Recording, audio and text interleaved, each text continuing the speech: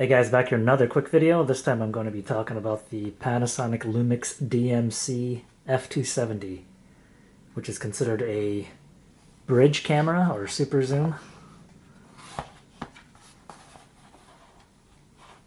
And let's give you some quick specs on this guy here. It uses a 60x optical zoom, which zooms from 20mm to 1200. So it goes wide all the way to the 1200mm zoom range, which is pretty crazy. So I'll show you here. As you can see, the lens extends out 1200mm back to the 20. Now the thing that's interesting about this camera is the fact that it does go out to 20mm. Not many cameras in this range do that, or many compact point and shoots in general, for all that matter. That allows you to get a wider angle view, which is nice, and it goes all the way into 1200mm. It's a 60x optical zoom lens with 14 elements, 12 groups, 6 spherical and 3 ED elements. Has a 55mm filter thread, which is nice. So if you want to put a polarizer or any other filter, just screw it on right here. It's another advantage of a super zoom. And it shoots in RAW, which is awesome. Most of these super zooms do have full manual controls. So you have, various options. Program, shutter, aperture, full manual. And of course it shoots movies. Does the, like any other ones. And this will take 315 shots per charge. That's not bad. And this can be picked up for... this shoots 400 shots per charge. And it can be picked up for $335 as of this making of the video. Not bad, actually, for what you're getting, especially in a super zoom. To get this range in a DSLR, you'd have to have a couple of lenses, a 20mm wide angle all the way to 1200. And with the 1200, you probably need a 600mm f4 plus a 2x teleconverter. And that'll probably push you over pretty high in terms of the cost to at least, over thousands of dollars. So you're getting all that in this little package. It's pretty handy.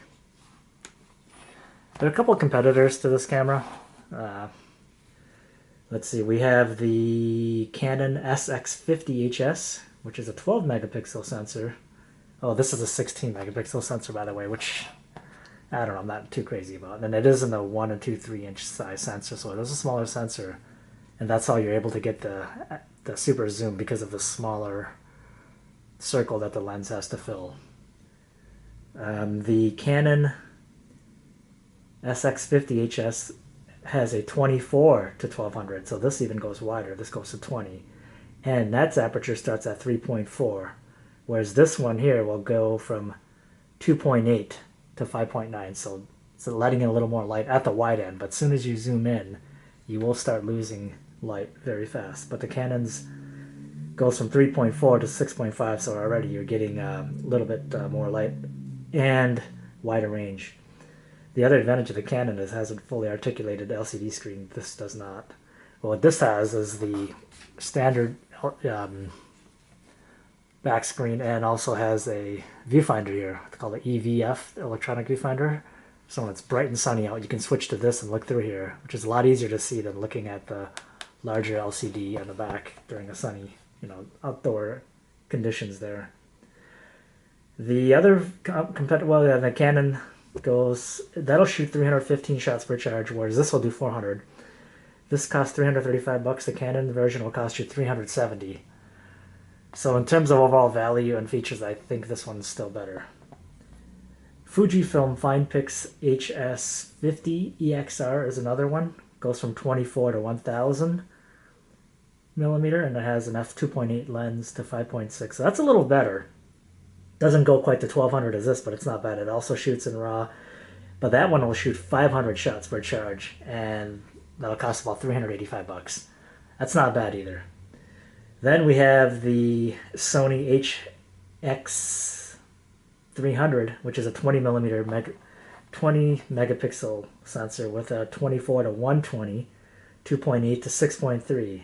That's not bad. But that'll set you back $428. So you pay for it, but I think the image quality is a little bit better on that Sony. Then of course we have the Nikon's version, the P510, which will go from 24 to 1000 millimeter at f3.0 to 5.9. So again, it's only 24 millimeter and it starts at 3.0, where this goes at 20 millimeter at 2.8.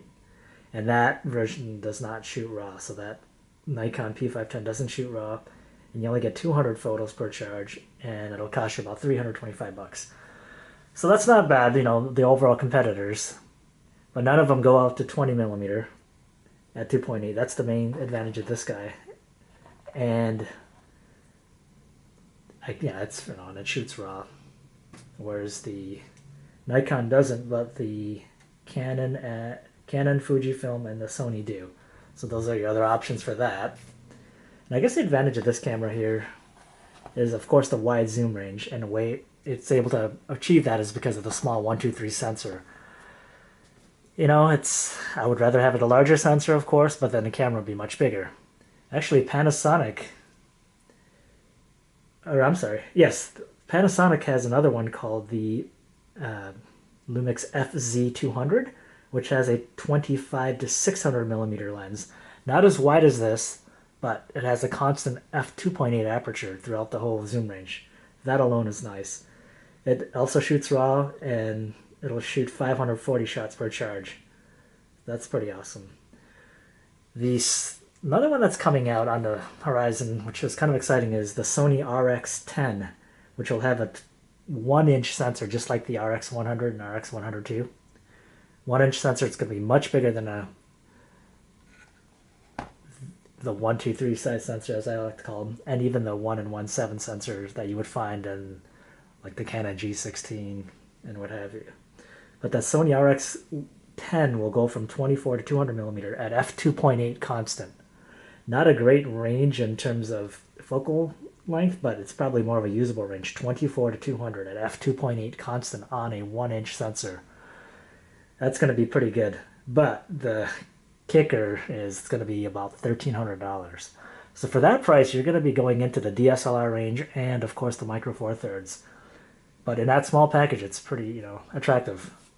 I may consider it, but I don't know. It's a pretty steep range. So just to, sum it up, the Panasonic Lumix DMC F270 is a pretty good compromise. I mean, at less than what, $335, you're getting a lot of camera. Of course, the main thing is the star of the show would be the 60x optical zoom lens. I mean, you can't argue with that. The other thing would probably be the 20 millimeter f2.8 and 400 shots on a single charge at 335. If you have any questions or comments, guys, just go ahead and leave them there, and see you next time.